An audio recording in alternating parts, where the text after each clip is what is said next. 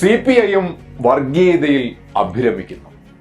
CPIM അടിസ്ഥാന വർഗത്തെയും നയനിലപാടുകളെയും കൈയൊഴിഞ്ഞ് വർഗീയതയിൽ അഭിരമിക്കുകയാണെന്നായിരുന്നു മുസ്ലിം ലീഗ് നിയമസഭാ പാർട്ടി ഉപനേതാവ് ഡോക്ടർ MK മുനീർ തുറന്നടിച്ചത്.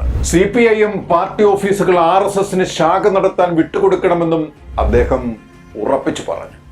UDFന്റെ മുസ്ലിം ഹിന്ദു സ്ഥാനാർത്ഥികൾക്കെതിരെ ഏത് കാർഡ് എടുക്കണമെന്ന് CPIMന് ശരിക്കറിയാമെന്നും MK മുനീർ പറഞ്ഞു. ഇത്രയും നീചമായ രീതിയിൽ വർഗീയതയുടെ കാർഡുകൾ തിരഞ്ഞെടുപ്പിലെടുത്ത് വീശുന്ന പാർട്ടി രാജ്യത്ത് തന്നെ വേറെ ഇല്ലെന്ന് മുനീർ പറഞ്ഞു. ഷാഫി പറമ്പിൽ വടകരയിൽ സ്ഥാനാർത്ഥിയായപ്പോൾ കാഫിർ വർഗീയ കാർഡിടക്കി വോട്ട് നേടാൻ ശ്രമിച്ചു. പാലക്കാട് രാഹുൽ മാങ്കൂട്ടത്തിനെതിരെ സന്ദീപ് വാര്യർ RSS എന്നെല്ലാം പരസ്യം നൽകി മുസ്ലിം വോട്ട് സ്വരൂപിക്കാനും നീക്കം നടത്തി.